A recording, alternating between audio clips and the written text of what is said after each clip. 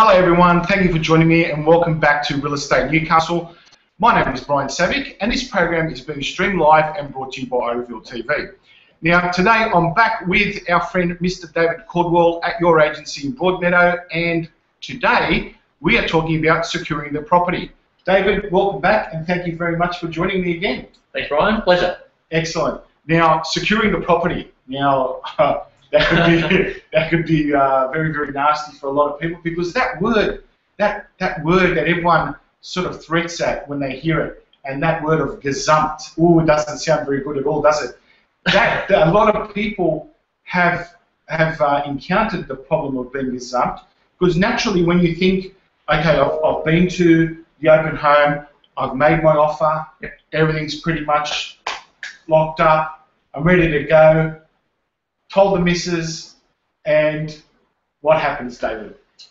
Yeah, it's a great topic. You could talk about this topic for weeks, and I'm sure that it creates plenty of arguments.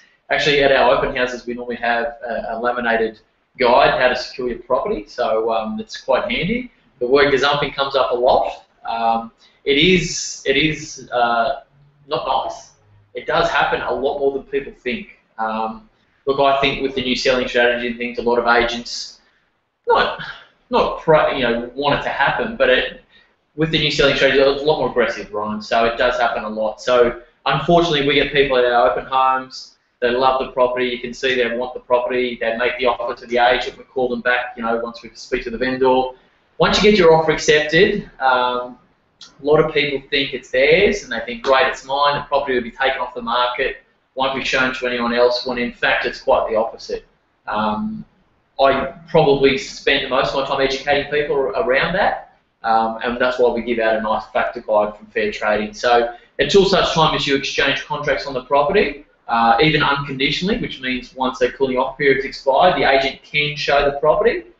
We certainly don't do that, but we do market our properties up until exchange. So what that means, Brian, you've just looked at a property with me this morning, you've made your offer, we've got offer and acceptance. So we send letters to both your solicitor, the vendor solicitor, saying this is what's happening, this is the intention of the purchaser and the vendor, this is the price, terms and conditions. A lot of people, and I suppose more of a, I hate to use the word, an old-fashioned type of agency. I know my office 10 years ago, you would come back to the office, you would pay me a holding deposit. So that'd be $500, $1,000.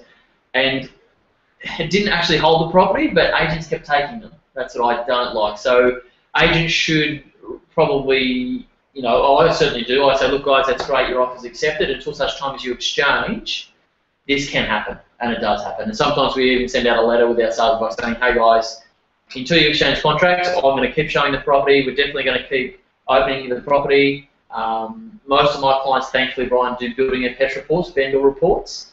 So therefore, if someone does unfortunately get gazumped, they're not out of pocket, $700, $800, which is even a worse scenario. So I suppose it's buyer beware until such times you've done building report, pest report, survey report, unconditional finance, and then enter a contract. So sign a contract, pay 5% or 10%. Until you've exchanged contracts, anything can and usually does happen, especially in a busy market.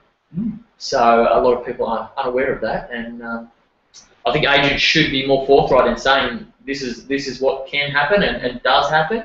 A lot of people think once they pay that holding deposit, it's off the market, whereas in fact the agent's showing it, could be behind their back without letting them know that they're showing the property, which is not a nice experience. So I definitely have to make sure that I exchange. If I make the offer and it's been accepted, I should be exchanging straight away, shouldn't I? Yeah, the best way, we tell people, Fair Trading encourage people, once your offer's accepted, if you can, exchange on the property straight away, so pay your 5%, 10%, whatever's negotiated, enter into a contract immediately, and then you've got a 5-day cooling off period. So that's your right as a purchaser in New South Wales. So within that 5 days, then the vendor's bound from day of exchange. You're in sort of the driving seat, I like to tell people, so you've got 5 days that you can rescind the contract. So in that 5 days, you can do your building report, pest report, survey report, get your finance all together. Hopefully you've got pre-approval to speed things up, and then you can rescind the contract. So you do lose 0.25% of your deposit if you do rescind the contract in that time, but in a busy market, it's pretty good to knock out 50, 60 other buyers that potentially could coming over the top of you with a better offer. So that's encouraged. Not everyone does it that way, but I think if you're pre-approved, it's a great way to buy it. And if you really have your heart set on the property, it's probably the best way forward. Yeah, for sure. And what I just noticed before, you said that you actually encourage your sellers to get a pest report and a building inspection done prior to sale, so that way, if there is an interested buyer, that the sale goes through fairly quickly. That's it. We definitely want to speed up that process. If you look at it from the other side, we're looking at it from the purchaser's side initially.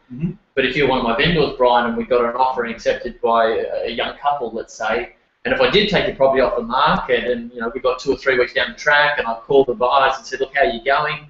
And the finance fell over, I think you wouldn't be too happy with me. So I think today's agent's got to be marketing the property up until time of exchange. It's their right, their responsibility to take forward all offers to the vendor. So from a vendor's point of view, very smart to do that. And buyers, that's something that they should be aware of, that I think a lot of buyers aren't aware of. Yeah, well, buyer beware. Okay, wonderful. David, thank you again very much for your time. And we found a new way to secure the property. We have. Wonderful. Thank you all again for joining us, and we'll see you again very soon when we're back with Mr. David Caldwell. Thank you very much.